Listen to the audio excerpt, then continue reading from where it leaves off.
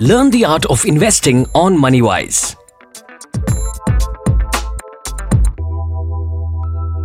Hello and welcome to the Moneywise Podcast. Hey, my name is Jude Fernando and I'm your host on this episode. Well, I'm sure you know it by now that through our episodes of the Moneywise Podcast, we help you take control of your finances, remind you to invest, spend smarter, and grow wealth through expert advice and suggestions, and also keep you in the know of things when it comes to your finances and investing. Now, talking about finances and investing, who better than a financial advisor to give us some expert advice, right? So on this episode, we're catching up with Rahul Jain, financial advisor, also founder of Finvisors. And Rahul currently manages portfolios and investments for clients in more than 175 cities across 26 countries. Rahul, welcome to the Moneywise Podcast. Good to have you here. How are you doing? Thanks a lot, Jude. Thanks for the lovely introduction. I'm doing good. How are you? And hi to the audience as well. Doing good. Thanks a lot. Thank you for making some time to be part of this episode. Why don't we start with getting to know a little more about how did you get into being a financial advisor? What sparked your interest in becoming a financial advisor, Rahul? So after my MBA, I was working with a large private sector bank. I was in Mumbai. I did a lot of work on, managing investments for clients, managing savings, FD, deposits, etc. for a large set, more than 500 branches. For a couple of years, I was with a consulting firm. I helped set up banks, entities, etc. And then due to some family emergencies, I shifted back to my hometown in Udaipur. Now, while returning back, honestly, this was not in the plans. But looking at the people, they had a lot of money, but they did not know where to invest. And there was a lot of financial mis-selling happening across, RMs and people. So what I did was I thought, let me get into this. This is something that has been my area of expertise, something that I worked on throughout my career. And that is how it all started. And luckily, it went off well. So today I'm managing clients across countries, across geographies, across continents. To say the least, I'm managing clients across 5 continents today, and it's just been 6 years. So I'm happy that I'm able to help people achieve what they were earlier not able to achieve, they were not aware of. So happy to impart financial knowledge, literacy, and also, this is something that I felt is very necessary in every household. Oh, yes, very true. Rahul, while financial literacy, helps investors make more informed and educated decisions about their investments, tell us how significant is investor behavior when it comes to achieving financial success? So honestly speaking, Jude, behavior is often as important as market performance in determining your long-term success or your goals, right? It is very important to have emotional control and discipline while you start your investing journey. The critical aspects here are a lot of people try to time the market. That is something that nobody has ever been able to do. You might be able to do it once or twice, but not always. For me, being disciplined and adhering to your targets and goals and adhering to your risk appetite is very important. Whenever the market goes up, you will see every person, even a guy who has the risk appetite of a FD, trying to get into small caps. This happened recently. So this is something that I feel is very important. You should know what your risk appetite is, what your goals are. And your behavior will always determine your long-term success. If you try and time the market, that you will exit when the market is high and enter when the market is low, you will not be able to do it always. Right. All right. You said behavior will determine your long-term success, right? During which there are chances of, say, falling prey to biases or even investors making mistakes.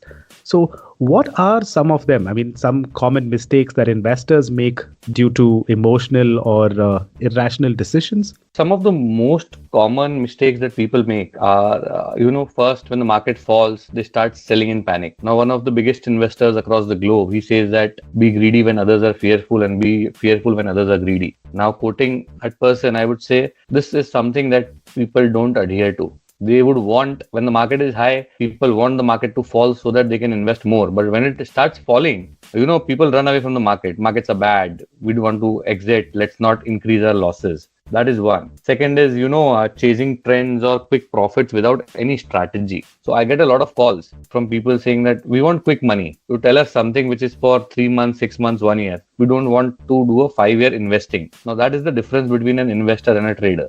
So when you want to invest with a long-term horizon and be very clear on what you want to get. And the most important mistake that people make is being overconfident during bull markets. Now what that does is it might give you short-term returns, but as we saw in the last 1 month, the market fell by over 10%.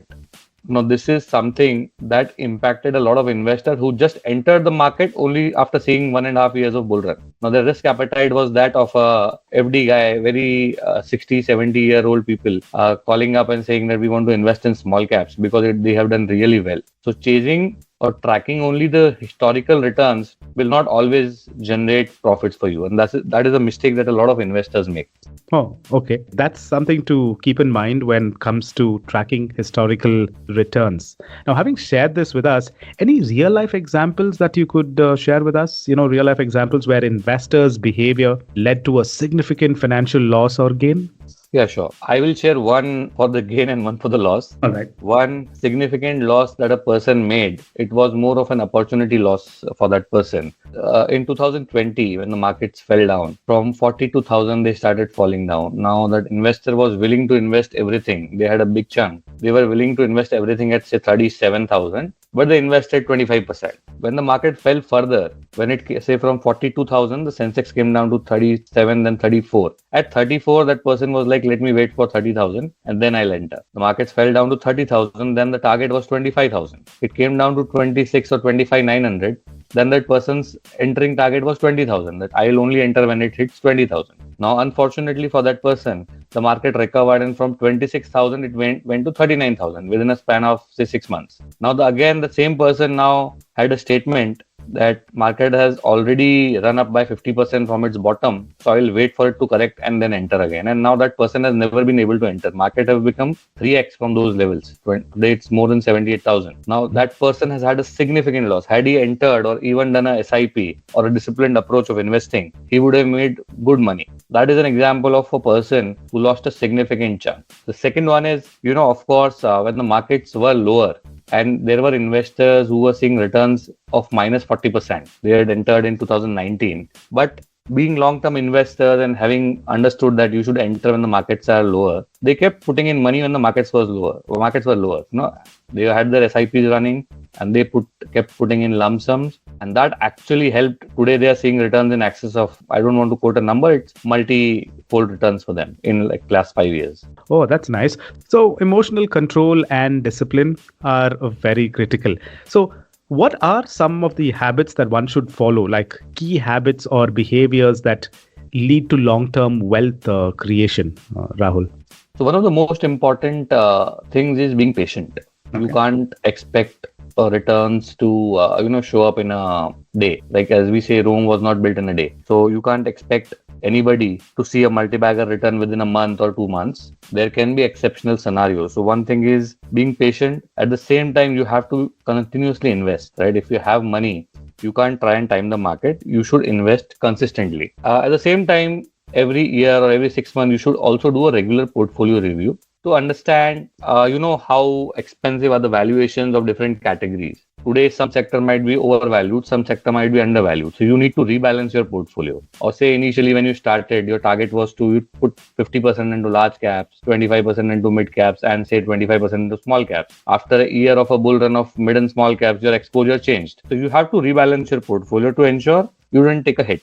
The next important thing is diversification. So you need to optimally diversify your portfolio across asset classes, across funds, across different. So, there are different asset classes. You will have equities, you will have fixed income, you will have, commodities like gold and silver, you will have real estate. So you can't stick to any one, right? You will have cycles for each of the asset classes. So you have to optimally diversify. And then the most important of all these things is after doing all these, you have to stick to your financial plan. So you have to create a plan or have a goal in mind, invest according to that. You might need to add more when the market is down. You might have an option of doing certain profit booking and then reinvesting when the market is lower when your goal is reached. So that is important. One most important thing that I like to add here is that you can't be all into equities if you don't have emergency funds. A lot of people make this mistake that they don't have emergency funds. They don't have insurance coverage. And when such a situation arises, they have to liquidate all their investments. And you are pushed back by 5 to 10 years because you did not have a cover. So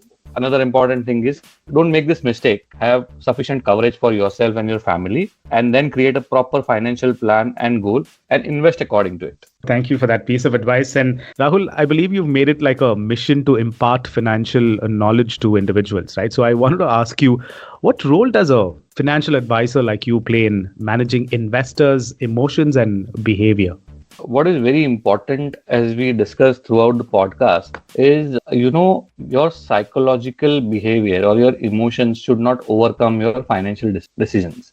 Now what happens is a financial advisor or a distributor, right, they will act as a buffer between your emotions and decisions. They will not let them overpower you. When the market is falling, a person might have a psyche to exit the market, but a financial advisor will tell him that this is not the right time to exit. This is rather a time to put in more. If you want some money, if you want to exit, and if the goal is still 6 months or 1 year away, you might as well wait like maybe 2-3 months before your goal and exit, and vice versa as well. In a peak market, if a client is planning to put in a big chunk of lump sum because of FOMO, fear of missing out. So if they are thinking this is a market and I'll miss out if I don't put in a lump sum, the financial advisor will tell them this is not the right time to enter with a lump sum. You might as well enter through an STP or SIP. So offering rational advice during market highs and lows is a very critical part of a financial advisor's job. Again, a financial advisor will also help his or her clients to stay focused on long-term strategies. A lot of people, they want to invest in equities for 6 months or 1 year, especially on the mutual fund side. Now, this is something where a financial advisor will come and tell him that this is a very risky call. It might go haywire if you have a goal coming down, say after a year. For example, your daughter's education or your son's higher education, which is something that you can't push further. You should not enter equities. It should be more of a fixed income approach where you should not take risks on such an, you should not listen to your other so-called on the road tea time conversation people. Don't listen to them just for the sake of investing. You should take a calculated approach and you should stay invested for long term. For short term also, you should have an optimal plan without taking undue risk, because that is something that you cannot afford. Okay. So while it's best to get expert advice, and you also said calculated approach, right? Yes. So what according to you is like the best way for new investors to build healthy financial habits? The most critical piece is start early, even with the smallest of amounts. Whatever you can do, start early. The day you get a job or the day you start earning money, a lot of people start earning money in the college itself. Start investing. I get a lot of clients who come to me at the age of 45, 50 saying that we've never invested and this is the mistake we made now. The problem is time does not wait for anybody, and time is the biggest beneficiary for young people. If you start at 20, even with the smallest amount, just to give you a perspective, a number, somebody doing 500 rupees a month is negligible, 6,000 rupees a year. But if he stays invested for say 50 years, that becomes approximately 1.82 crores at a return of 12%. That's a significant chunk. So if you start early, that would be really useful. The second important thing is at an early age, you should start educating yourself. Understand the basics of investing. Understand the power of compounding. That will actually help you understand and invest. If you have a clear mindset on why you want to invest, where you want to invest, right? At that time, it'll be really useful for you to compound and build your wealth. This educating part can happen anytime during your life, and it's an ever growing process. This learning never ends. So you should keep learning. Lastly, you should stay patient and avoid trying to time the market. If you stay invested in the market, you give the market time, right? So as the statement comes, right, you should not time the market. Timing is not important. Time in the market is more important these days. So the more you stay invested, the better your compounding will be. Just to give you a small example, if you look at the calculation of somebody who wanting to invest, say, 10,000 rupees a month for 20 years, if they invest for the first 10 years and then do not invest for the next 10 years versus another guy who starts after 10 years and invests 15,000 rupees a month. Even in this case, the guy, even at 12% compounding, the guy who started investing early, even though he invested less money, would have a significantly higher chunk at the end of 20 years. So that is the power of compounding. So to all our listeners and viewers, I would like to say that, manage your behavior. Don't mix your emotions with your financial decisions, and never try to time the market. Be patient and you will make money. Just ensure you are investing in the right asset classes and you are regularly monitoring your portfolio. All right. So never try to time the market. Ensure to invest in the right asset classes, monitor your portfolio, and be patient. And also do not mix your emotions with your financial decisions. Well, I think some key takeaways for us today through this podcast, Rahul. Well, that was Rahul Jain, financial advisor and also the founder of GR Finvisors, who currently manages portfolios and investments for clients in more than 175 cities across 26 countries. Rahul, thank you for giving us some insights and giving us some learning. Thank you for joining us on this episode of the Moneywise Podcast. Thanks a lot, Jude. Thanks a lot to all the patient listeners for listening to me so very carefully. And thanks, Jude, for having me here. Thank you. You're listening to Moneywise, brought to you by Bandhan Mutual Fund. Check out the rest of our series for more insights on investment and personal finance. Mutual fund investments are subject to market risks. Read all scheme-related documents carefully.